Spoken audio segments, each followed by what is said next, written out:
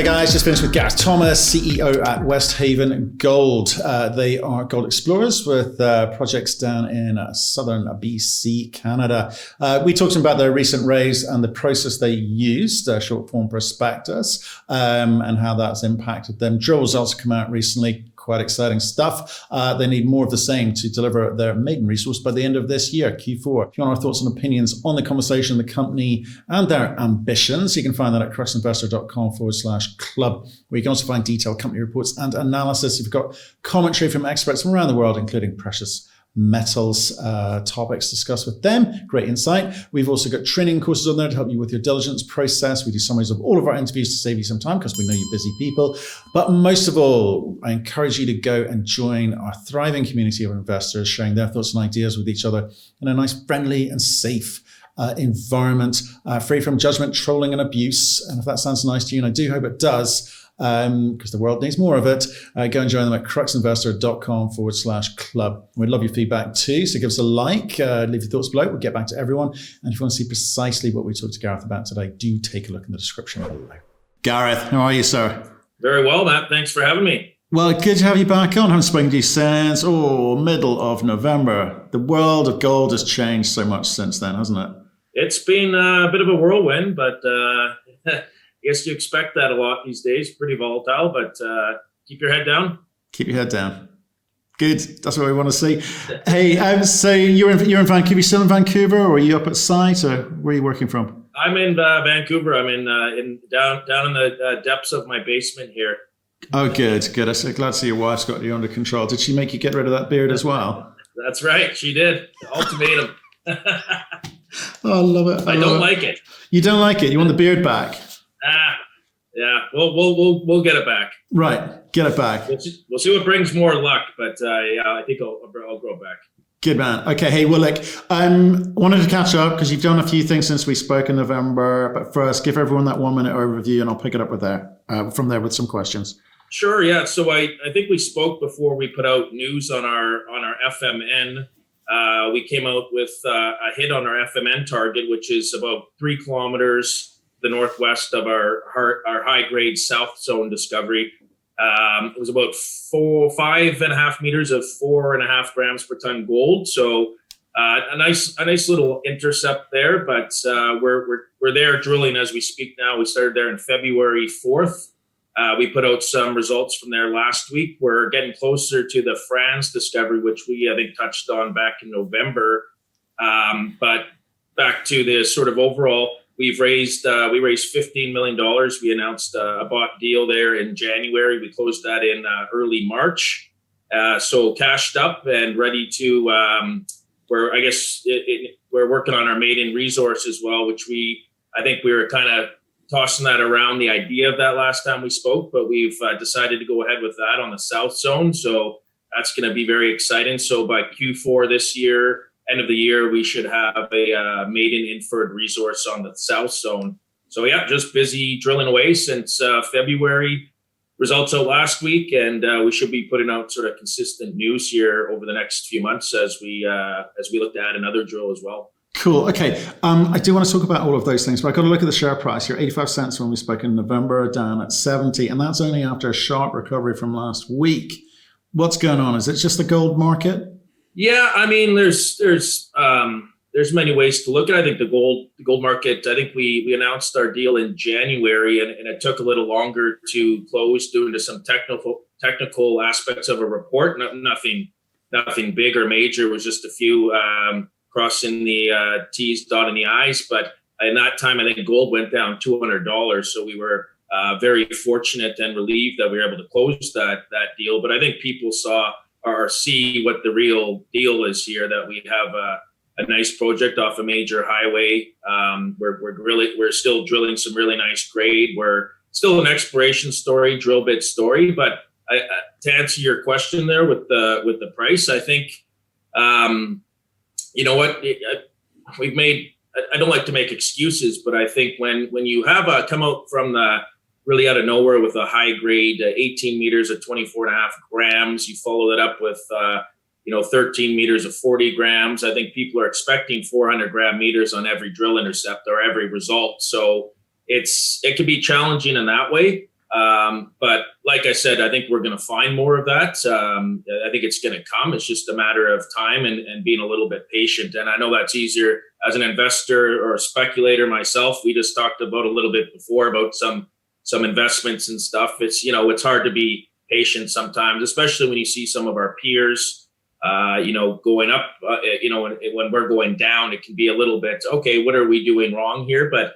I think hopefully last week with the news, it's sort of bottomed and we're on our way up, which you like to think we're fully financed now for the next 18 months, I'd say. So Gareth, let me try and understand this, because I'm intrigued by what went on there. I mean, I get that you put out some really good results last week, right? Had you been restricted as to when you were allowed to put those numbers out because of the fundraising process that you were going through?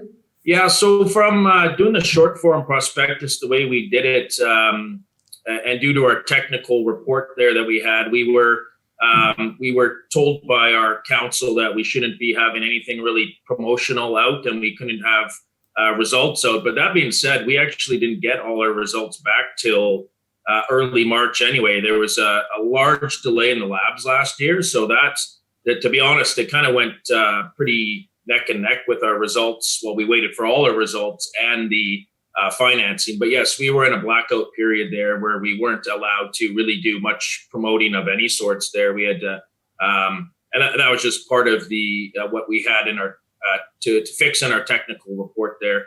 It's just what the securities sort of wanted with this short form prospectus, but it worked out, and we got some great new shareholders because of it. Merck Franklin joined the team, which is great. Gold 2000. So yeah, we're pretty happy with our new shareholders. Cool. Okay. And I know short form, you did it that way because what, you thought it would be quicker, or was it cheaper? What was the thing behind going that route? Yeah, well, the main reason why I'm at is because it gets shares trading. These new shareholders get their shares immediately versus a 4-month hold, and so that was the reason. And in theory, it should have gone a little quicker than it was. It was delayed, and that was because of us, our technical report. But it's all fine and dandy now. Cool. Okay, fine. I just wanted to understand it in case I see it again. I sort of know what may happen, right? Excellent for those listeners, because we have had that question quite a bit. So it is nice for people to hear that too. Okay. Yeah. So right, you raised 15. I think you told me when we spoke you may go for 10, but you walked away with 15. So it says the market was interested in this story. Was that an easy raise? Yeah, I mean, we've been chatting with many people since probably the fall. We had it in the back of our mind. We were going to need to raise some money, and we had some other potential things not work out. So when we came to this, it was we were very I wouldn't say surprised, but we were impressed by the demand and from the types of quality groups that are involved now. So it's been, and I think it does talk a little, about where we are, our location, the kind of grades we're hitting, and I think also to our technical team and what we're discovering. And I think it's says a lot about the overall projects.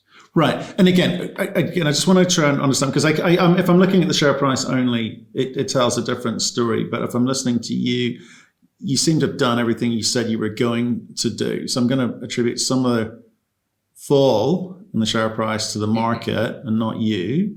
Let's talk about some of those things that you told me you were going to do to get to this maiden resource at the end of the year. So one, you made a decision to go for the maiden resource. So what got you over the line with that? I think some of the some of our long-term shareholders and some of the new ones that were getting involved said they'd like to see, get some sort of confidence or get an idea, something backstopped on the south zone. And it's something we, as we talked about it, it was certainly, I said it was kind of 50-50 up in the air, which is true even amongst our board members. But I think we all came around quite nicely to the, I think it's going to only add value. I think we have a really nice, whatever it ends up being. I can't say much more. We have no idea at this point either. We got drilling to be done there. People ask different scenarios of, open pit, underground, a combination of both. We don't know. But I think from what a few of those of our drill intercepts tell us, it should be a decent for where we're located, right? It's a nice little starter. But once again, we're an exploration story still. A drill, we're a drill bit story. We got lots of targets, and that's sort of our real key message here. Is we got a lot of drilling to be done, and hopefully we hit another one of these south zones. That's our goal here for this year. You use the phrase where exploration still, but it's exploration only. That's the model you are. That's the model you employ. Yeah, I mean, we are explorationists by trade, most of us. I mean, we do have team members who have certainly put things in production and development stage, but for the most part, we want to discover more of these south zones. I personally know for a fact I'm not going to, whether it's Westhaven still here or not, I certainly won't be at the head, putting this thing into production. That's not my skill set. I'm an explorationist, a grassroots guy, really, and I think the team we have here is certainly focused on finding more of this as well. And that's to answer your question. Okay, so in that case, how much is enough for you? How much is enough in terms of whether it be market cap, share price, resource size? How do you quantify the moment? Excellent question. Very, very good question. Probably one of the better ones I've heard. We certainly, once again, a number in the back of our heads where every CEO thinks their property or company might be worth. I mean, I don't have a number per se, but it's certainly a lot higher than where we are now. And I'm sure you hear that all the time, Matt, let's be honest. But, I like to put it this way. I like to see multi-million ounces on this property before it's time to, hopefully pass it along to somebody else would be our ultimate goal here. That's no secret. We would like to eventually, sell it. So it would be nice to, have multi-million ounces here, or at least the possibility of it for sure. Okay, it's just in terms of the cash that you've raised, is you've got the ability to go any which way you want, really. You want to discover more shear zones. You also got to do some infill drilling because you've got to inform the maiden resource. So what's the balance between the spend?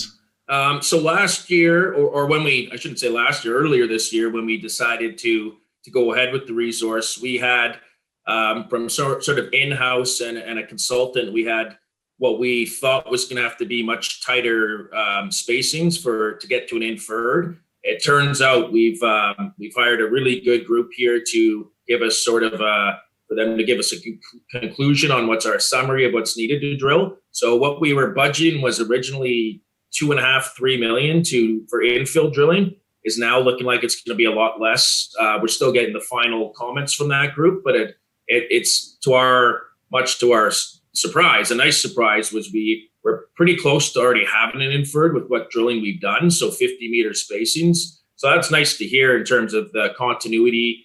We will need to do some infill drilling as we are doing, but we're looking at around a $10-11 million budget this year, where we were before allocating about a third of that to the resource. Now it's looking like probably a lot less. So we're looking to drill 40,000 meters. Probably 30 or more will come from exploration. Well, exploration outside of the south zone. We're still exploring at the south zone, but in terms of just sort of outside of that resource area. Why do you think that gives you more talk in terms of conversation? Why go down that route? Versus south zone versus exploration? You know what? Well, the reaction from the market last week was quite strong from, a hole in the south zone. But once again, I don't think people have seen, or it was nice to remind the market of what we do have. And you see a lot of our, companies in our, different levels of market caps here. I'm not comparing us to, but some of them are putting out some infill and having a pretty good stock run because of it. So I think it's nice. It's nice to be able to put out some results like that. But at the same point, we do want to find, once again, I sound like a broken record, but we want to find more south zones on the property. And that's kind of what we're, our main focus is going to be. Okay. That's the year mapped out and Q4 maiden resource. Fine. One question sent in. When are they going to start drilling in Skoonka? They had excellent results there 3 years ago. Good question there too. So we acquired, we haven't drilled Skoonka. We acquired that in 2017. Those results were from 2005, which was the first drill program ever on the Spence's Bridge Gold Belt. So we happened to acquire that in 2017, where Peter and the team did some great work there that summer. Along came the discovery shortly after and on Shovel Nose. So we, for what resources we had then, we had a pretty small team. We kept those at Shovel Nose. And but I will say, long story short, we are fully permitted on Skoonka. Every time we kind of go to drill it, it is, we're obviously using a different, we're taking a lot of resources off of Shovel Nose to drill it. So the timing has got to be right. And there's certain things with water there. We got to make sure it's a little bit tougher place to access, still road accessible. We don't need a helicopter, but there's just a little bit more logistics that go into drilling it, taking the drill off Shovel Nose. So, but yes, we are looking to drill Skoonka in the next couple months is our plan right now. Okay, Skoonka. What does that mean, Skoonka? It's just the area. There's a Skoonka Creek there. It was named from the group before us. I wish I could tell you what it. I can tell you what a lot of the showings on our property mean. It's just old Shakespeare, which people ask why, but that's the old railroad in the area.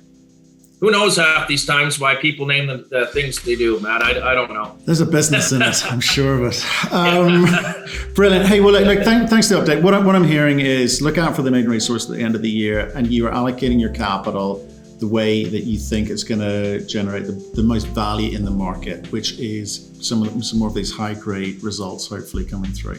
Yeah. Okay. Yeah. Okay, we'll keep doing that. We'll speak to you soon. Yeah, I appreciate it. Thanks for, nice to catch up finally. Been a while.